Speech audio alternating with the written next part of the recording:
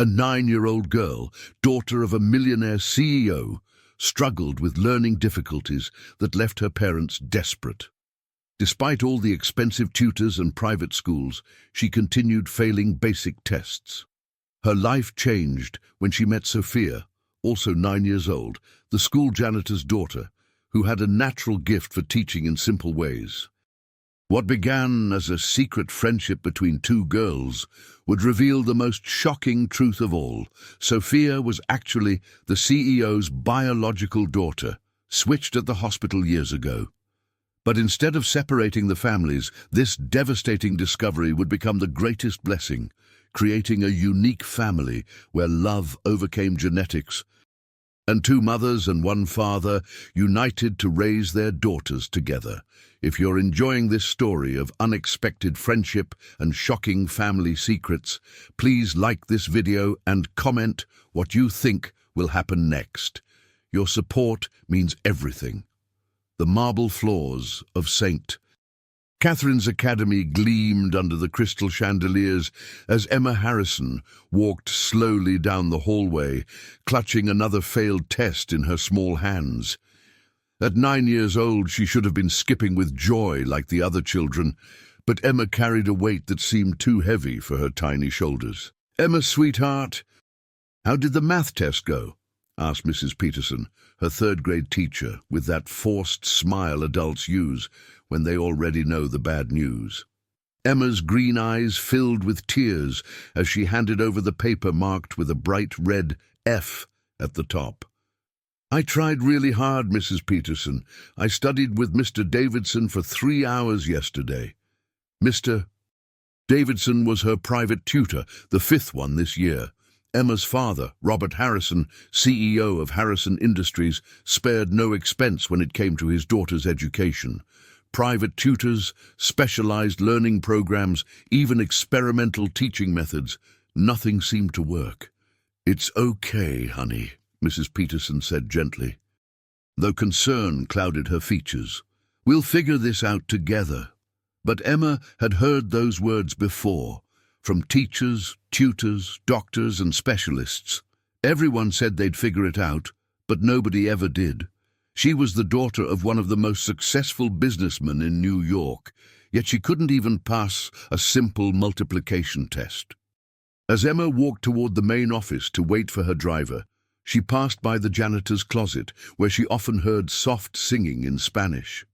Today, curiosity got the better of her, and she peeked inside.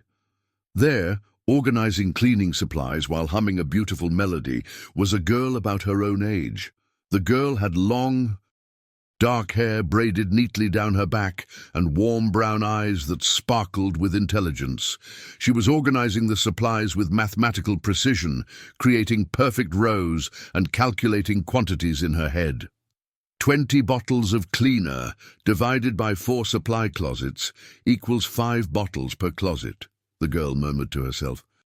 Completely absorbed in her task, Emma stood frozen. This girl was doing math in her head for fun, something Emma could barely do with a calculator and 3 tutors. "Oh!" The girl noticed Emma and immediately stood up, looking embarrassed. "I'm sorry, I didn't know anyone was here. I'm Sophia Martinez. My mama works here." "I'm Emma," she replied softly. "Emma Harrison. I heard you doing math. You're really good at it." Sophia's cheeks reddened.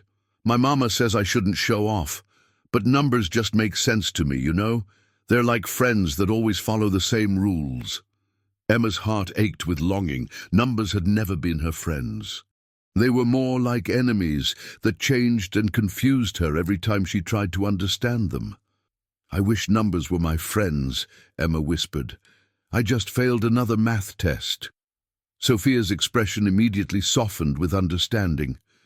"Math tests can be scary when you don't understand the language, but maybe I could help you understand their language sometime." Before Emma could respond, her driver appeared at the end of the hallway.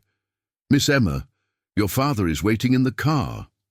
As Emma hurried away, she looked back once to see Sophia watching her with kind, understanding eyes.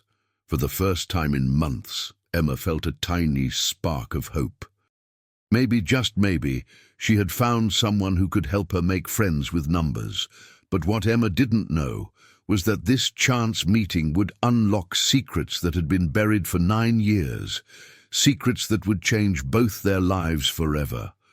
Robert Harrison paced his corner office on the 47th floor, his cell phone pressed against his ear as he spoke with yet another educational specialist.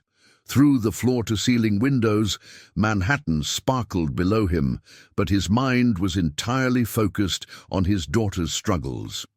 "Dr. Williams, I've hired 12 tutors this year alone," Robert said, his voice tight with frustration.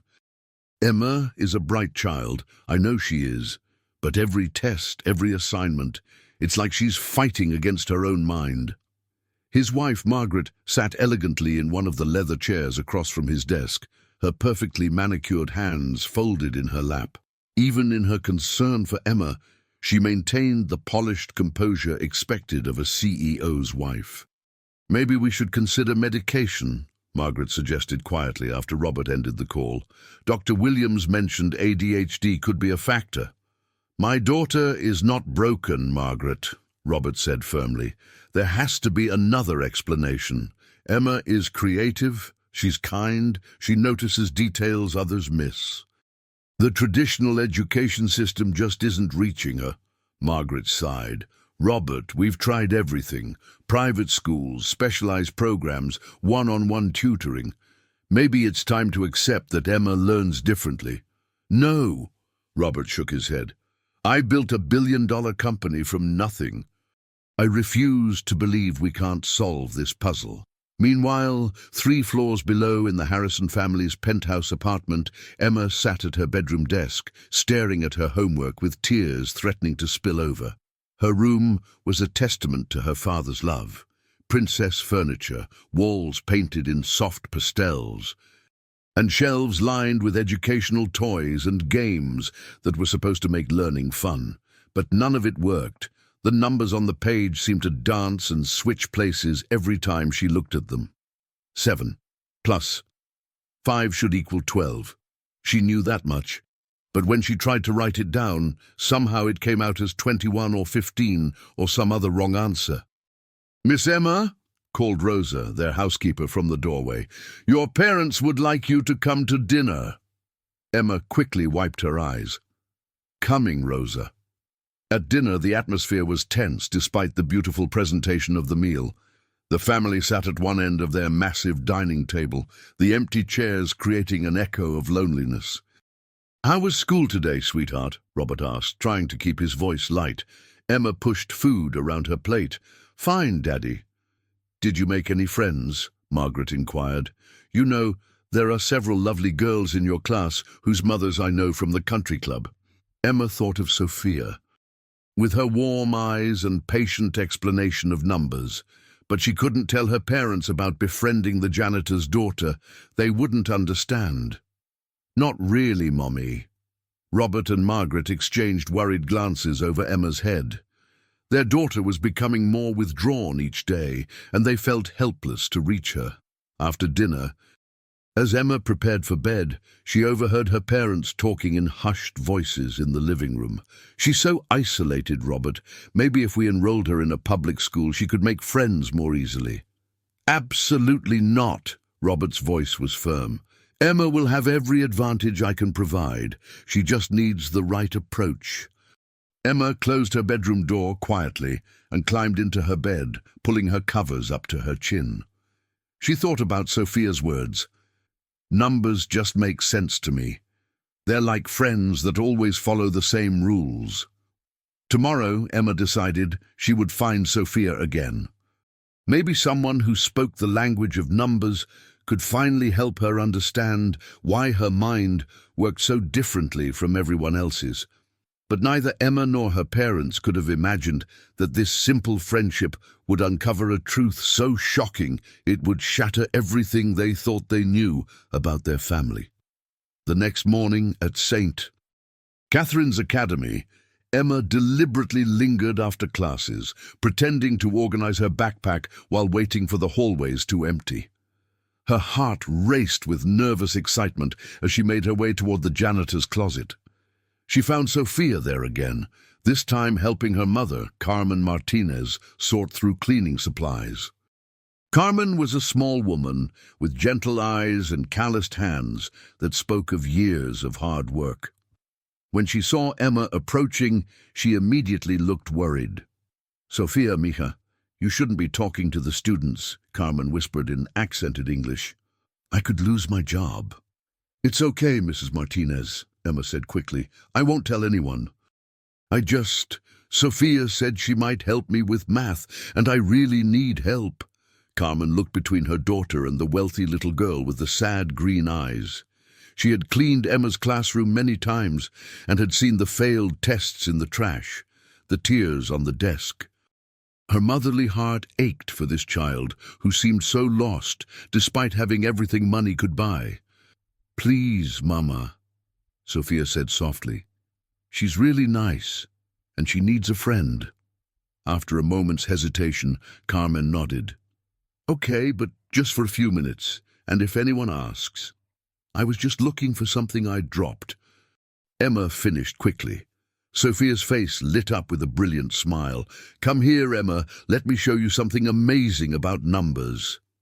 Sophia sat down on a small stool and patted the floor beside her. Emma, who was used to sitting in expensive chairs and riding in luxury cars, didn't hesitate to sit cross-legged on the linoleum floor. "Okay. So you said you have trouble with math tests, right?" Sophia began. "Show me what you're working on." Emma pulled out her homework, a sheet of addition problems that might as well have been written in a foreign language. "I know that 8 plus 4 equals 12, but when I try to write it down, I get confused and write the wrong answer." Sophia studied the paper with the intensity of a scientist examining an important discovery. "I think I know what's happening. Your brain is working too fast and too hard. You know the right answer, but you're scared of being wrong, so you doubt yourself." "That's exactly how it feels," Emma exclaimed. "How did you know?" "Because that's how I feel when I try to read big words," Sophia admitted. "My mama reads to me in Spanish, but English words on paper get all jumbled up sometimes. But numbers are the same in every language." Sophia pulled out a pencil and began drawing on the back of Emma's homework. "Look, instead of thinking about 8 plus 4, think about it like this." She drew 8 small circles and 4 small circles. "Count them all together." Emma counted carefully. 12. "Right. Now let's try another way." Sophia drew a simple picture of hands. "You have 10 fingers. If you need to add 8 plus 4, start with 8 fingers up, then add 4 more. What happens?" Emma visualized it and gasped. "You run out of fingers at 10, so you have 2 left over. That makes 12. "Exactly!" Sophia clapped her hands together. "You're not stupid, Emma. You just learn differently than the way they teach in classrooms." For the next 20 minutes, Sophia showed Emma different ways to approach math problems, visual methods, storytelling methods, even singing methods. Emma felt like a door in her mind was finally opening. Carmen watched from across the closet, organizing supplies, but keeping an eye on the girls. There was something almost magical about watching her daughter teach. Sophia had always been gifted with numbers, but seeing her patience and creativity with Emma revealed a natural teaching ability that took Carmen's breath away. "Sophia, you're amazing," Emma breathed. "I actually understand. Can you help me again tomorrow?" "Of course," Sophia said without hesitation. As Emma gathered her things to leave, she impulsively hugged Sophia tight. "Thank you for being my friend." Carmen felt tears prick her eyes. Her daughter, who had so few opportunities, was giving the gift of knowledge to a child who had everything else but couldn't find the key to learning.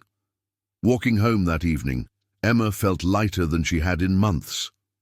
But she also felt the weight of keeping a secret from her parents. They were spending thousands on tutors when a 9-year-old girl in a janitor's closet had helped her understand math better in 20 minutes than anyone ever had. What Emma couldn't know was that Carmen Martinez also carried a secret, one that would explain why Sophia's gift for teaching came so naturally, and why her daughter possessed an intelligence that seemed to shine despite their circumstances. 3 weeks into their secret friendship, Emma's grades began to improve dramatically. Her math test scores went from failing to passing, then from passing to excelling. The change was so sudden and remarkable that it caught everyone's attention. "Emma, this is incredible work," Mrs. Peterson said, holding up a math test marked with a bright red A. "Whatever you've been doing, keep it up." Emma beamed with pride, but kept her secret. Every day after school, she met Sophia in the janitor's closet, where the two girls worked through homework together. Sophia had a gift for breaking down complex problems into simple, understandable pieces. At home, Robert and Margaret were amazed by the transformation. "Look at this report card," Robert said to Margaret over breakfast, waving the paper excitedly. "A's in math, B's in reading, vast improvement in all subjects. Dr. Williams was right. Sometimes children just need time to mature." Margaret smiled, though something nagged at her. "It is wonderful, but the change seems so sudden. Maybe we should ask Emma what's different." "Different how?" Emma asked, sliding into her chair at the breakfast table. "Your grades, sweetheart," Robert said proudly. "You've gone from struggling to excelling almost overnight. Your new tutor, Mr. Richardson, must be working miracles." Emma's stomach dropped. Mr. Richardson was her current tutor, but she'd barely needed his help lately. All her success came from Sophia's patient teaching methods. Yeah," Emma said quietly. "He's helpful." That afternoon, Emma arrived at the janitor's closet with a heavy heart. Sophia was there as usual, organizing supplies with mathematical precision while humming softly. "Hi, Emma. Ready for today's lesson?" Sophia asked brightly. "Sophia." "I need to tell you something," Emma said, sitting down heavily. "My parents think my tutor is the reason I'm doing better. They don't know about you." Sophia's expression grew thoughtful. "That's okay. I know you can't tell them about me." "But it's not okay," Emma burst out. "You're the one helping me, not Mr. Richardson. You should get credit. You should be getting paid. You should." "Emma," Sophia said gently, "I don't help you for credit or money. I help you because you're my friend, and friends help each other." Carmen, who was working nearby, overheard the conversation. Her heart swelled with pride at her daughter's generosity, but also ached with sadness. Sophia was brilliant, more intelligent than most of the wealthy children at this school, yet she would never have the opportunities they took for granted. "Mama always says that when you share knowledge, it grows bigger, not smaller," Sophia continued. "Every time I help you understand something, I understand it better too." Emma looked at her friend with wonder. "How are you so smart, Sophia, and so kind? Sometimes I think you're more grown up than me." Sophia shrugged. "My mama reads to me every night. She tells me stories about strong women who overcame obstacles. She says intelligence isn't about how much money your family has. It's about how curious you are and how hard you're willing to work."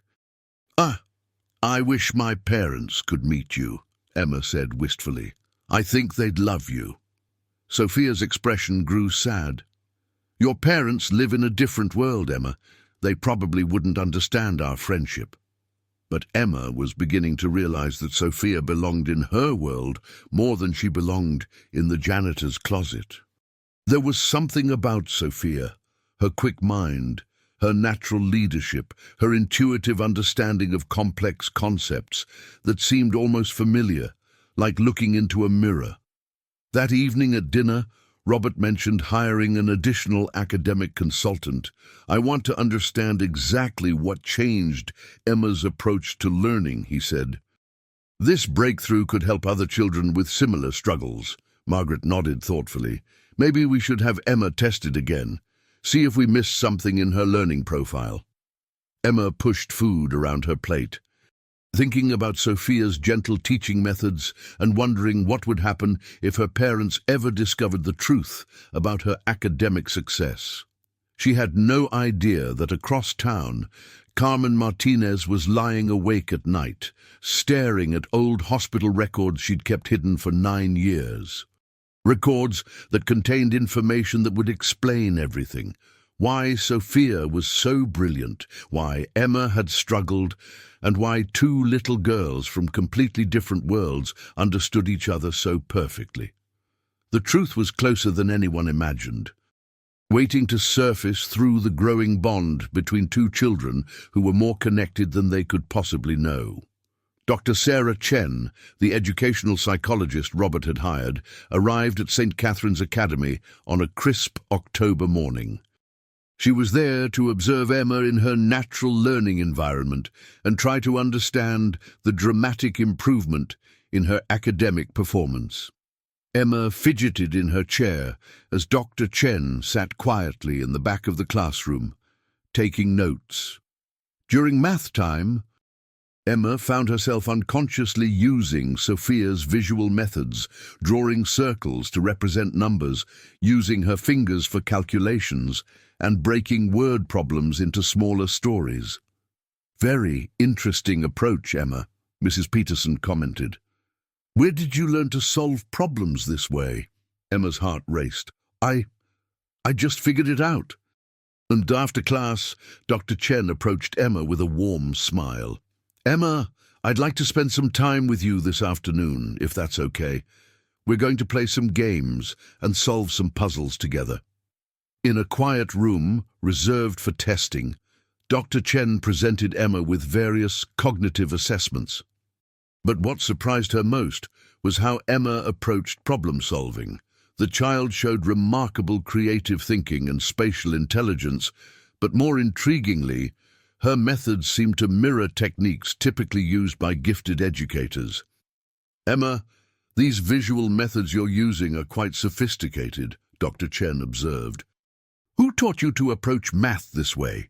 Emma squirmed uncomfortably. "I just learned it." Meanwhile, in the janitor's closet, Sophia was helping her mother inventory supplies when she overheard two teachers talking in the hallway.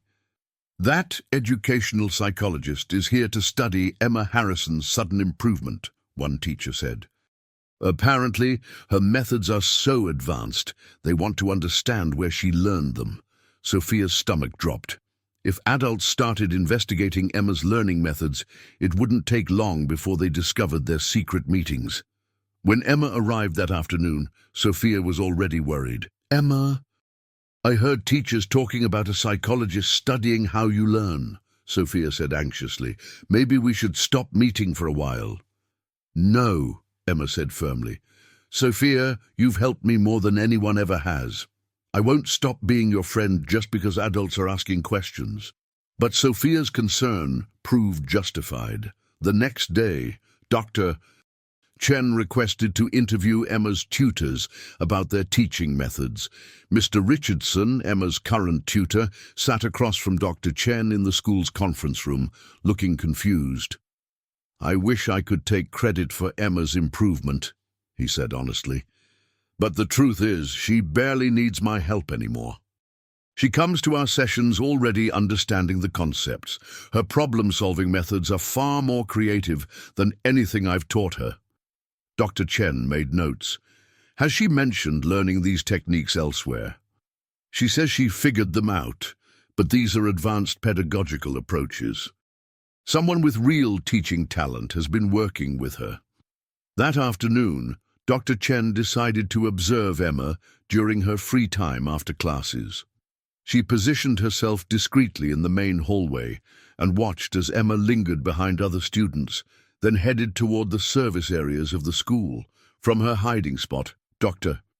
Chen observed Emma entering the janitor's closet and emerging 20 minutes later with a bright smile, her homework apparently completed. Curious, Dr. Chen approached the area after Emma left. Through the slightly open door, she could see a young girl with dark hair explaining mathematical concepts to herself while organizing supplies.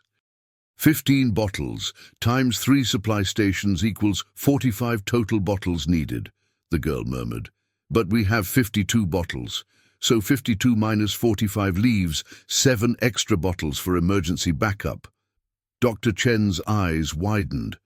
The child was naturally performing complex calculations while doing menial work. More importantly, her verbal explanation method was identical to the techniques Emma had been using.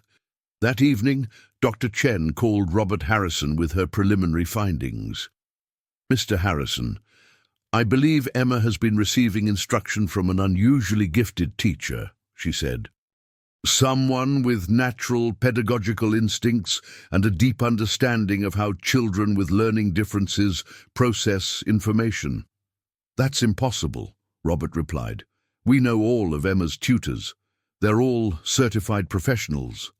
"Mr. Harrison," Dr. Chen said carefully, "I think Emma has found help from an unexpected source. And frankly, this person may be more naturally gifted at teaching than any certified professional I've encountered." As Robert hung up the phone, he felt a mixture of gratitude and confusion. Someone had unlocked his daughter's potential. But who? And why was Emma keeping this miraculous teacher a secret? The answer was closer than he imagined. Hidden in the service corridors of his daughter's school, where a 9-year-old girl with extraordinary gifts was teaching his daughter while organizing cleaning supplies. The truth began to unravel on a rainy Thursday afternoon when Emma arrived at the janitor's closet to find Carmen Martinez crying quietly while sorting through old papers.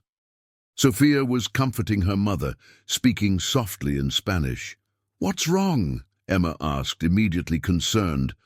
Carmen quickly wiped her tears and tried to smile. "It's nothing, mija, just some old memories." But Emma noticed one of the papers had fallen to the floor. It was a hospital document, yellowed with age, with St. Mary's Hospital birth certificate printed at the top. "Is that your birth certificate, Sophia?" Emma asked innocently. Sophia picked up the paper and glanced at it, then froze. "Mama, this says I was born at St. Mary's Hospital on March 15th. Carmen's face went white. Sophia put that away. "But Mama, you always told me I was born at General Hospital on March 12th, Sophia continued, studying the document with her keen intelligence. "And this name at the top. This says Harrison Sophia, not Martinez Sophia." Emma's heart stopped. "Harrison? That's my last name." The three of them stared at each other in stunned silence. Carmen began trembling as she realized her most carefully guarded secret was about to be exposed. "Mama," Sophia said quietly, "what is this paper?" Carmen sank into a chair, her hands shaking. I never wanted you to find out this way." "Find out what?" both girls asked in unison. Carmen looked at Emma, then at Sophia. Seeing for the first time how similar their facial structure was, how they both had the same intelligent green eyes, the same stubborn set to their chins when they were determined. 9 years ago, Carmen began slowly, I worked night shift at St. Mary's Hospital. I was a cleaning lady in the maternity ward. That night, March 15th, there was a terrible storm and the hospital was very busy. 2 babies were born at almost the same time. Emma felt her world shifting. "What are you saying?" "There was confusion in the nursery," Carmen continued, tears streaming down her face. "The identification bands, they got switched when I realized what had happened the next morning.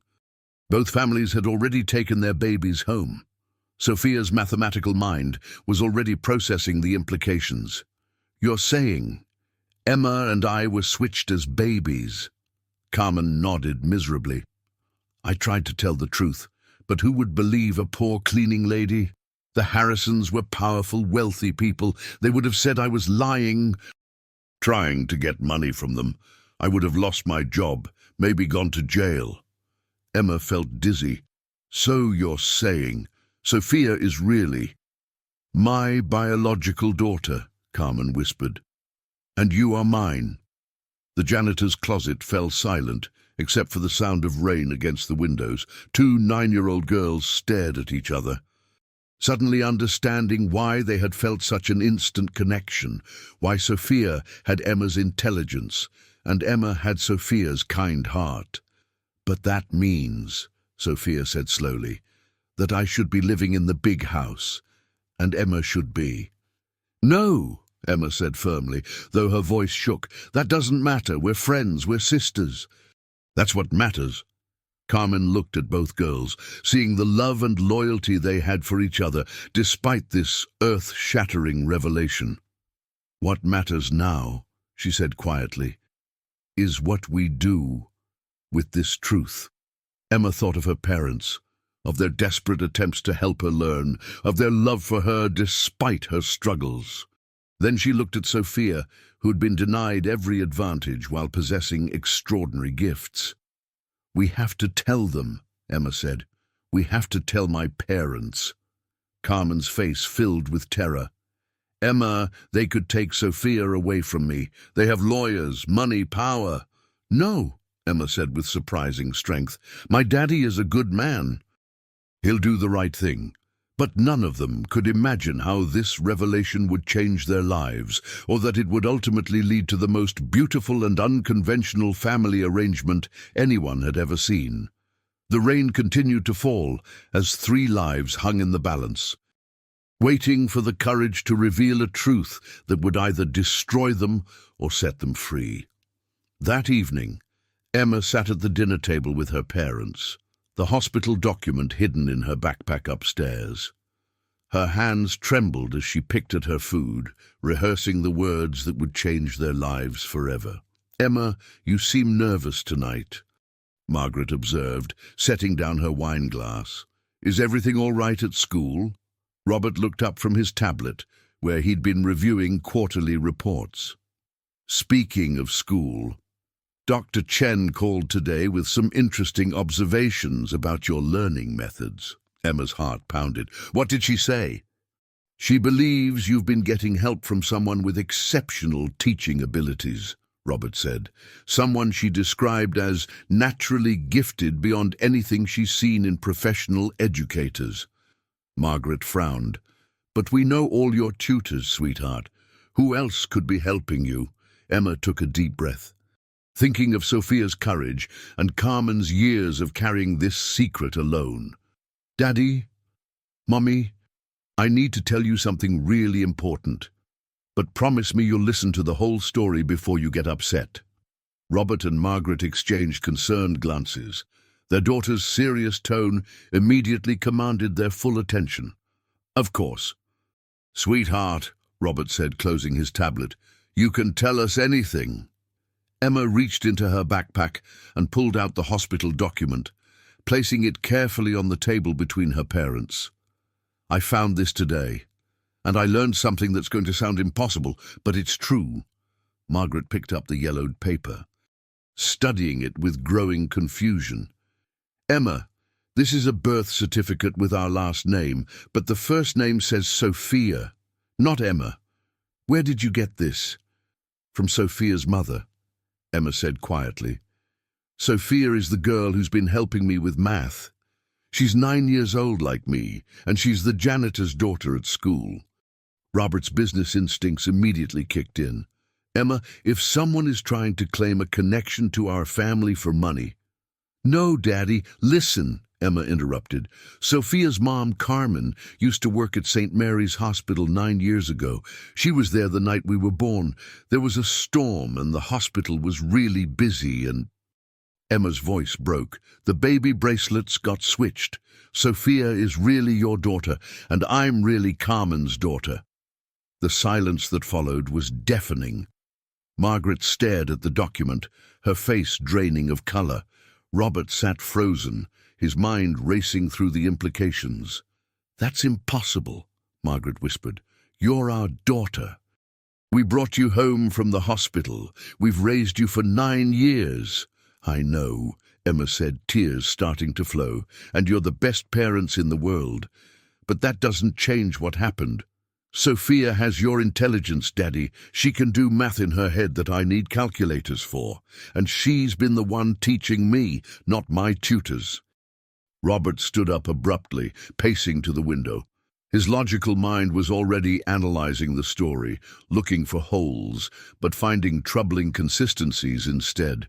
Emma's sudden academic improvement, the sophisticated teaching methods Dr. Chen had observed, even Emma's continued struggles despite every advantage. "Why are you telling us this now?" Robert asked, his voice strained. "Because it's not fair," Emma said with surprising strength. "Sophia is brilliant, but she's cleaning supply closets while I get private tutors. Carmen is terrified you'll take Sophia away from her, but I know you're good people. I know you'll do what's right." Margaret was staring at the birth certificate with shaking hands.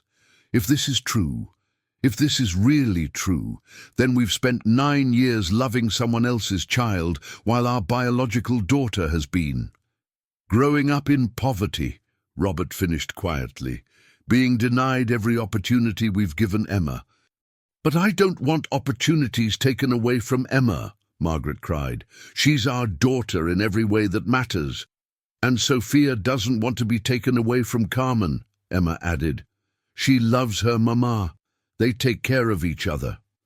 Robert turned back to face his family, his CEO mind already working through possibilities. "Emma, this Sophia. What's she like?" Emma's face lit up despite her tears. "She's amazing, Daddy. She's kind and patient and so smart it's scary. She taught me that numbers can be friends instead of enemies. She never makes me feel stupid, even when I don't understand things. And she's funny and brave and—" Emma paused. "She's a lot like you, actually." Margaret looked at her husband. "Robert, what are we going to do?" Robert sat back down, reaching for both his wife's and Emma's hands. "First, we're going to verify this story. If it's true, then we have some very important decisions to make. But Emma," he looked directly into her green eyes, "no matter what we discover, you will always be our daughter. Biology doesn't change 9 years of love." Emma threw her arms around her father's neck. "I love you too, Daddy. But can you love Sophia too? She needs parents who can give her the chances she deserves." As Robert held his daughter, he realized that Emma's generous heart might just show them the path forward through this impossible situation. But first, they needed to meet the little girl who had been living the life that should have been hers, and the woman who had carried this devastating secret for 9 years. The next morning would bring a meeting that would change all their lives forever. The following Saturday, Robert and Margaret Harrison sat in their black sedan outside a modest apartment building in Queens, both nervous and uncertain about what they were about to do. Emma sat between them, having insisted on being present for this life-changing meeting. "Are you sure about this, sweetheart?" Margaret asked for the 3rd time. "This is going to be very emotional for everyone." "I'm sure, Mommy," Emma said firmly. "Sophia and Carmen are scared, but they're brave. You'll see." Robert had spent the past 2 days having the hospital document verified by experts and private investigators. Every test confirmed its authenticity. More disturbing, his investigation had revealed that there had indeed been unusual confusion in the St. Mary's maternity ward on the night of March 15th, 9 years ago. They climbed 3 flights of stairs to apartment 3B. The hallway smelled of cooking spices and cleaning supplies, a sharp contrast to their penthouse's marble and crystal. Robert knocked gently on the door. Carmen Martinez opened it, her face pale with anxiety. She was smaller than Margaret had imagined, with work-worn hands and eyes that held both fear and dignity. "Mr. and Mrs. Harrison," Carmen said formally, "please, come in." The apartment was tiny but immaculately clean. Every surface gleamed, and despite the old furniture, everything was arranged with care and pride. Sophia sat on the small couch, wearing her best dress, a simple blue outfit that was clearly handmade but perfectly pressed. Robert found himself studying Sophia's face, looking for family resemblances. Her bone structure was indeed similar to his own, and her eyes had the same intense intelligence he recognized in his own reflection. "Thank you for agreeing to see us," Margaret said softly, settling into a chair. "This situation is unprecedented." "Mrs. Harrison," Carmen began, her voice shaking, "I want you to know that I never intended for this to come out. I was going to take this secret to my grave." "Why didn't you tell us 9 years ago?" Robert asked, though his tone was gentle rather than accusatory. Carmen's eyes filled with tears. "Who would have believed me? A poor cleaning lady accusing rich people of taking the wrong baby. You would have thought I was trying to get money from you. I would have lost my job, maybe been arrested for harassment." Sophia spoke up, her voice clear and confident despite the circumstances. "My mama was protecting both Emma and me. She knew that if families got torn apart when we were babies, it would hurt everyone." Margaret found herself studying this articulate, poised child who spoke with wisdom beyond her years. "Sophia, Emma tells us you've been helping her with schoolwork." "Yes, ma'am," Sophia replied. "Emma is really smart, but she learns differently than how schools usually teach. I just showed her ways to make numbers more friendly." Robert leaned forward. "Sophia, may I ask you some questions?"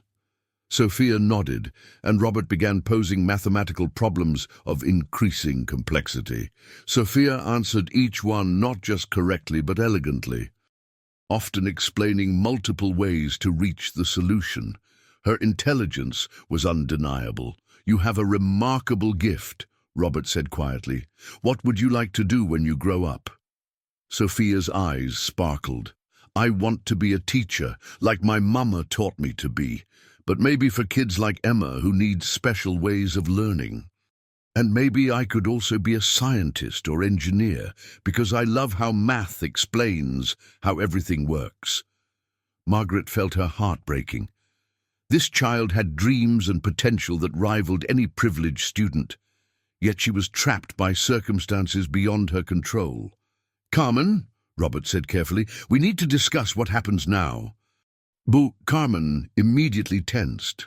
"Please, Mr. Harrison, Sophia is all I have. I know she's your biological daughter, but I've loved her and raised her every day of her life." "And we've loved and raised Emma," Margaret added softly. "This isn't about taking children away from the people who love them." Emma, who had been watching the adults carefully, suddenly spoke up. "Why does someone have to lose? Why can't we all be a family together?" The adults stared at her in surprise. "Emma, what do you mean?" Robert asked. "Sophia needs parents who can give her good schools and opportunities," Emma explained with 9-year-old logic. "Carmen needs to know Sophia is safe and loved. You and Mommy need to know your real daughter is okay. And I need Sophia to keep being my friend and teacher. Why can't we share?" Robert looked at his wife, then at Carmen and Sophia. In the business world, he was known for finding creative solutions to impossible problems. Perhaps it was time to apply that skill to the most important challenge of his life. "What if," Robert said slowly, "we found a way for both girls to have everything they need? What if we could create a family that honors all the love that's already been given, while ensuring both children have every opportunity?" Carmen stared at him in disbelief. "What are you saying?" "I'm saying," Robert continued, "that maybe Emma is right. Maybe this isn't about choosing sides. Maybe this is about building something new." 2 weeks later, Robert Harrison made a decision that shocked his business partners, his social circle, and even his own lawyers. He purchased a beautiful Victorian house in Westchester County with 2 master suites, 6 bedrooms, and enough space for an extended family to live comfortably together. Margaret initially resisted the unconventional arrangement. "Robert, what will people say? How do we explain this to our friends?" "We explain it with the truth. Robert replied firmly. "We tell them that love isn't limited by biology and that our family just got bigger." The transition wasn't without challenges. Carmen was overwhelmed by the luxury of her new surroundings and insisted on earning her place by managing the household. Sophia struggled with guilt about leaving their small apartment, feeling like she was abandoning her old life. Emma, however, threw herself into making the arrangement work. She insisted that Sophia's bedroom be right next to hers, with a door connecting them so they could continue their nightly study sessions and conversations. "This is so weird," Sophia said on their first night in the new house, sitting on the edge of a bed that was bigger than her old entire bedroom.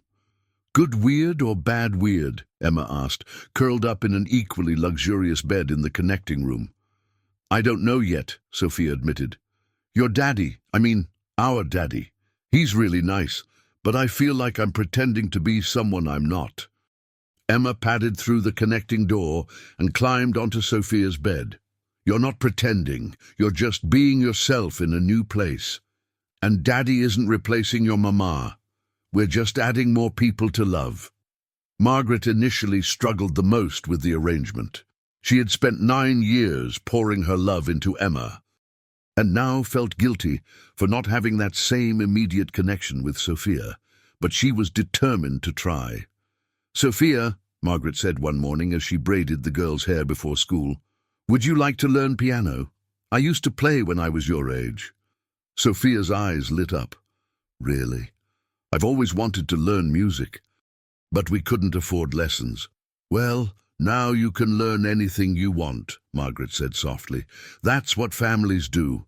We help each other reach our dreams." Robert, meanwhile, was amazed by Sophia's quick adaptation to her new educational opportunities. He enrolled both girls in an elite private school that specialized in gifted children. And Sophia immediately excelled beyond even the advanced classes. "Mr. Harrison," called Dr. Stevens, the school principal, after Sophia's first week, "I need to discuss Sophia's placement. She's testing at high school level in mathematics and science. We might need to consider acceleration programs, whatever she needs." Robert said without hesitation, "I won't let her potential be wasted." But it was Carmen who surprised everyone the most. Given access to resources for the first time in her life, she enrolled in night classes to complete her high school diploma and then began studying early childhood education. "I want to become a real teacher," she told Robert one evening as they sat in the family room, watching both girls work on homework together. "Sophia taught me that I have a gift for understanding how children learn. Maybe I can help other kids like Emma, who need different approaches." Robert looked at this strong woman who had sacrificed everything for her daughter and felt profound respect. "Carmen, I'd like to fund a scholarship program in your name for children with learning differences who need specialized educational support." Carmen's eyes filled with tears. "You would do that?" "We're family now," Robert said simply. "Your dreams matter too." The most beautiful moments came in the evenings when all 5 of them gathered for dinner. Emma and Sophia would share stories from school, Margaret would update everyone on her volunteer work with literacy programs, Carmen would talk about her education classes, and Robert would listen to it all with a contentment he'd never experienced in his previous life. "Daddy," Emma said one night, "do you ever regret finding out the truth?" Robert looked around the table at his unconventional family. His wife learning to love a second daughter, Carmen pursuing dreams she'd never dared imagine, and 2 little girls who had taught them all that family is about choice, not just chance. "Never," he said firmly. "This is the best thing that ever happened to all of us." But the biggest test of their new family was yet to come, as the outside world began to take notice of their unusual arrangement, and not everyone approved of their choices. The story of the Harrison family's unusual arrangement remained private until a society reporter spotted them at Emma's school Christmas pageant. Margaret and Carmen sat side by side, both women cheering proudly as Emma and Sophia performed together in a duet. Robert sat between them, his arms around both women's shoulders in a gesture of familial unity. The photograph appeared in the New York Times social section with the headline, CEO Robert Harrison's Unconventional Family, a modern tale of love and choice. The article, while generally positive, sparked intense debate in their social circles. Some praised the family's compassion and innovative approach to an impossible situation. Others criticized them for disrupting traditional family structures. "People are talking, Robert," Margaret said nervously after receiving the fifth phone call that day from curious friends. Some of the comments on social media are quite harsh. Robert was reading emails from business associates, many expressing confusion about his personal choices. His assistant had fielded calls from 3 different talk shows wanting to interview the family. "Let them talk," Robert said firmly. "What matters is what's best for our daughters." But the girls were also feeling the pressure. At their elite private school, some classmates and parents whispered about their strange family situation. "Emma," said Brittany, a girl from Emma's class during lunch, "my mum says your family is weird. Why do you have 2 mums and a sister who's not really your sister?" Emma felt her cheeks burn with anger and embarrassment. "Sophia is my sister in every way that counts, and our family works perfectly fine. But it's not normal," Brittany persisted. "Families are supposed to be mom, dad, and kids, not whatever weird thing you have." Sophia, who had been quietly eating her lunch, finally spoke up. "Normal families love each other and take care of each other. That's exactly what we do. Just because we look different doesn't mean we're wrong. Besides," Emma added, finding her courage, "our family chose to be together. We didn't just get stuck with each other by accident. That makes us stronger." That evening, both girls came home upset about the comments at school. They found their parents in the living room, looking equally troubled. "Girls, sit down," Robert said gently. "We need to talk about something important." Emma and Sophia exchanged worried glances as they settled onto the couch. "Some people have been saying negative things about our family," Margaret began carefully. "And we want you to know that if this arrangement is making your lives difficult, we can consider other options." "What kind of other options?" Sophia asked, her voice small. Carmen spoke up from her chair across the room. "They mean that maybe I should take you and move back to our old life, Misha. Maybe this was a mistake." "No!" both girls shouted simultaneously. Emma jumped up from the couch. "This isn't a mistake. This is the best thing that ever happened to us." Sophia stood beside her. "Emma's right. Before Emma was struggling in school and I didn't have opportunities. Now we both have everything we need, plus we have each other. But people are judging us," Margaret said softly. "They're saying cruel things about our choices." Emma walked over to Margaret and took her hands. "Mummy, do you love me?" "Of course I do, sweetheart. More than anything. And do you love Sophia?" Margaret looked at Sophia, who had become dear to her over the past months. "Yes, I do." Emma turned to Carmen. "Carmen, do you love Sophia?" "With all my heart," Carmen replied without hesitation. "And do you love me?" Carmen smiled through her tears. "Yes, Mija, I love you too."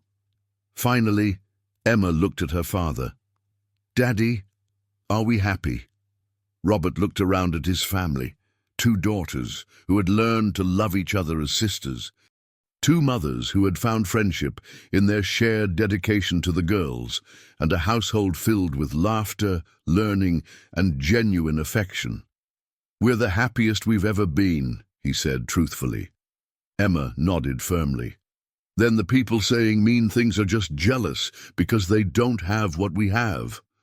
They don't have a family brave enough to choose love over what other people think is normal." Sophia stepped forward. "My mama always taught me that when you know something is right in your heart, you don't let other people's fear change your mind." Robert felt a surge of pride in both his daughters. "You're absolutely right, and you know what? I think it's time we stopped hiding our family. I think it's time we showed the world that families come in all shapes and sizes, and the only thing that really matters is love." Margaret looked at her husband with admiration. "What do you have in mind?" Robert smiled. "I think we should tell our story ourselves, the right way. Show people that what we've created isn't strange or wrong. It's beautiful." The decision to go public with their story would lead to the most challenging and rewarding chapter of their journey together.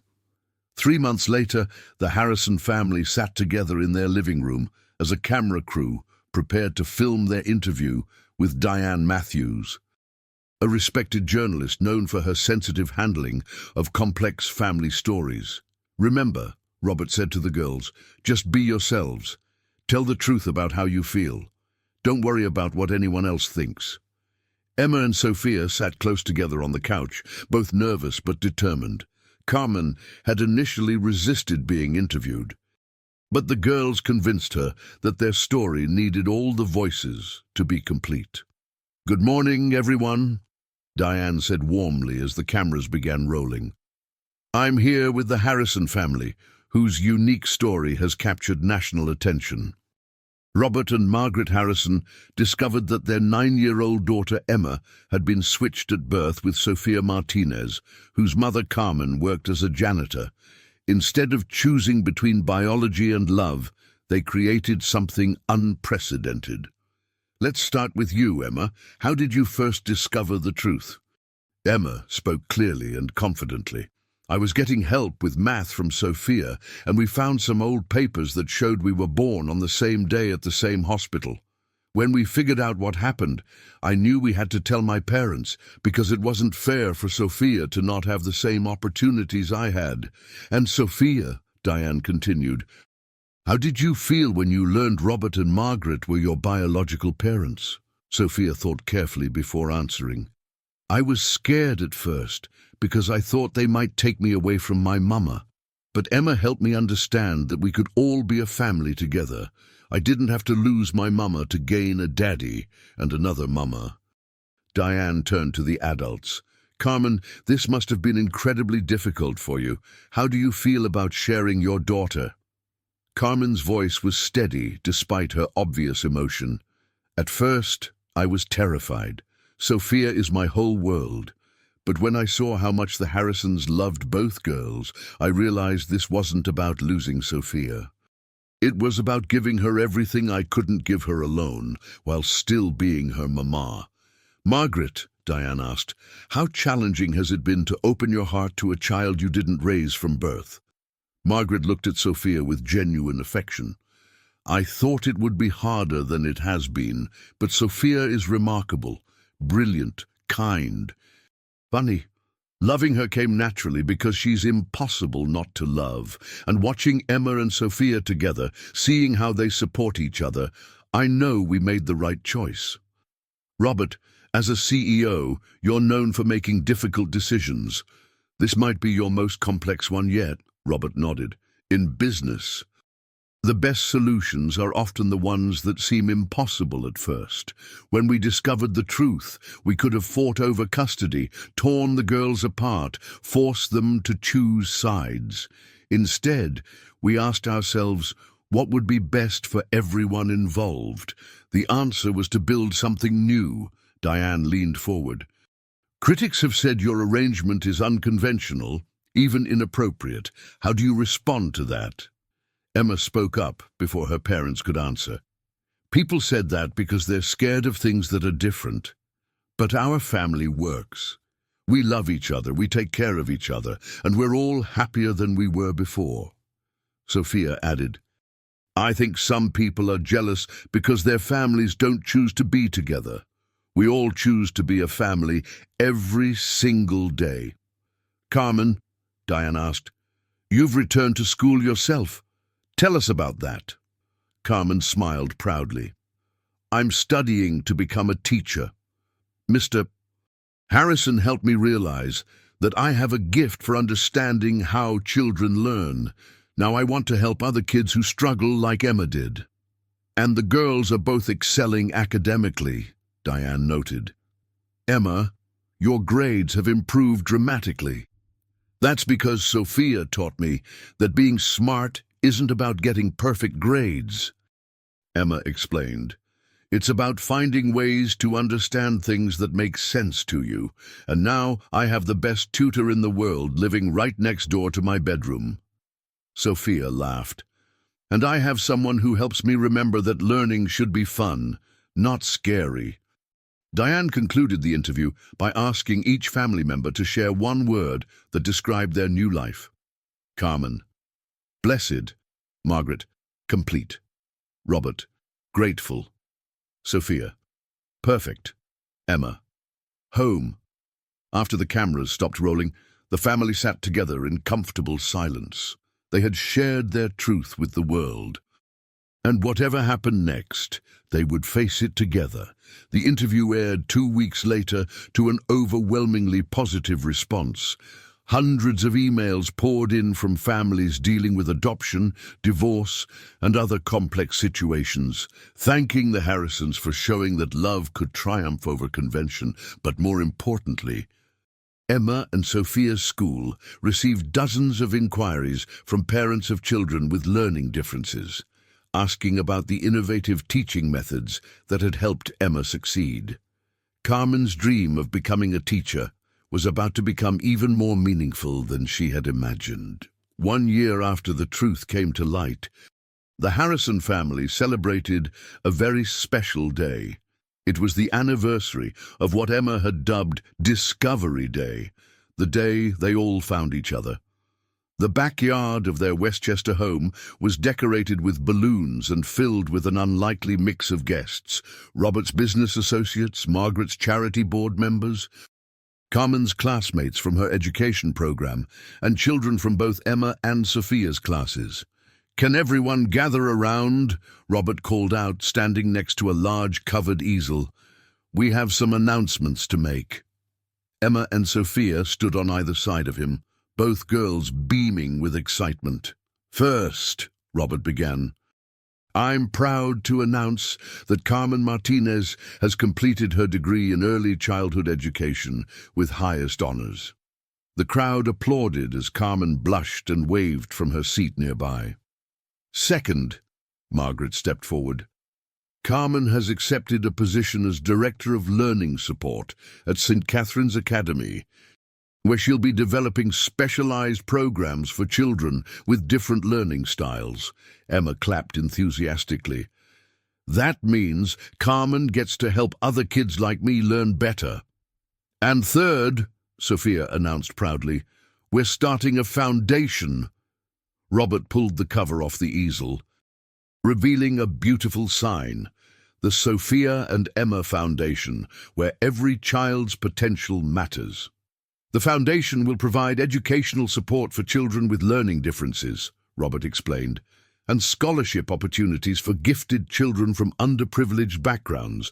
It will be run jointly by Carmen, who understands how to teach children who learn differently, and Dr. Chen, who helped us understand Emma's needs." Sophia stepped forward.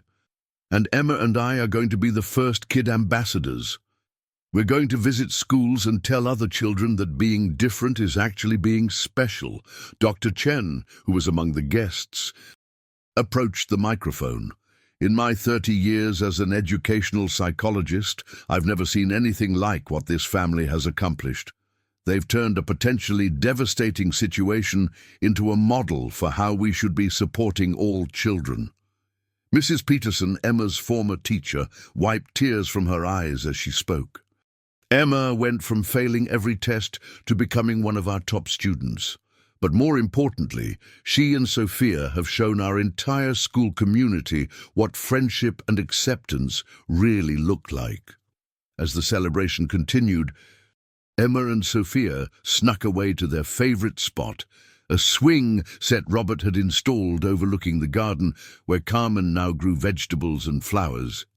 "Sophia," Emma said as they swung gently back and forth, "do you ever think about how different things would be if we'd never become friends?" Sophia considered this seriously. I think we would have found each other eventually. We're sisters, even if we didn't know it right away. Sisters always find each other. Do you think other people will do what our family did? Emma asked. Choose love instead of fighting. I hope so, Sophia replied. Maybe our story will help them see that families don't have to look like what everyone expects. They just have to be full of love. Carmen appeared at the edge of the garden, calling them in for cake. As they walked back toward the house, they could see through the large windows their parents laughing together. Margaret and Carmen planning something, while Robert listened with amusement. You know what the best part is? Emma said as they reached the patio. What? We didn't just get a family, we got the exact family we needed. You needed parents who could give you opportunities. I needed someone who could teach me how to learn. Carmen needed a chance to follow her dreams, and Mommy and Daddy needed to learn that love isn't about being perfect. It's about being brave enough to do the right thing. Sophia hugged her sister tight. And we all needed to learn that family isn't about who you're related to. It's about who chooses to love you every single day. As the sun set over their celebration, the Harrison family gathered around the cake. 5 people who had been brought together by chance, choice, and an incredible amount of love. They had faced criticism, overcome challenges, and built something beautiful from what could have been a devastating situation. Make a wish, Margaret said as Emma and Sophia prepared to blow out the candles together. The girls looked at each other and smiled. They had already received everything they could have wished for, a family that chose love over convention, understanding over judgment, and hope over fear. As they blew out the candles together, surrounded by the people who loved them most, Emma and Sophia knew that their story wasn't ending. It was just beginning. They had learned that the most powerful force in the world isn't money or status or even biology. It's the courage to love without limits, to build bridges instead of walls, and to believe that every problem has a solution if you're brave enough to look for it. Their unconventional family had become a beacon of hope for others facing impossible choices, proving that love truly could conquer all, even the most complicated circumstances life could create. And as the stars came out over their perfect, imperfect family, Emma and Sophia fell asleep that night, knowing that tomorrow would bring new adventures, new challenges to overcome together, and new opportunities to show the world that families are built not by accident, but by choice, commitment, and endless, unconditional love. This powerful story reminds us that life's greatest challenges often become our most profound blessings when we approach them with open hearts and courage. Emma and Sophia's journey teaches us that intelligence comes in many forms, and that sometimes the best teachers are found in the most unexpected places. The hospital mix-up that could have destroyed 2 families instead became the foundation for something beautiful and unprecedented, proving that blood may create relatives, but love creates family. Robert and Margaret Harrison's decision to embrace an unconventional solution shows us that true leadership means choosing what's right over what's easy or socially acceptable. Carmen Martinez's strength in protecting her secret for 9 years, then trusting strangers with her greatest treasure, demonstrates the fierce love of a mother who puts her child's needs above her own fears. The girls' immediate acceptance of each other as sisters reveals the pure wisdom of children who haven't yet learned society's limitations. Perhaps most importantly, this story challenges us to expand our definition of family beyond traditional boundaries. It shows that when we choose love over convention, understanding over judgment, and hope over fear, we can create something more beautiful than we ever imagined. The Harrison family didn't just solve a problem. They became living proof that the most powerful force in the world is the courage to love without limits. and that every ending can become a new beginning when we're brave enough to write our own story.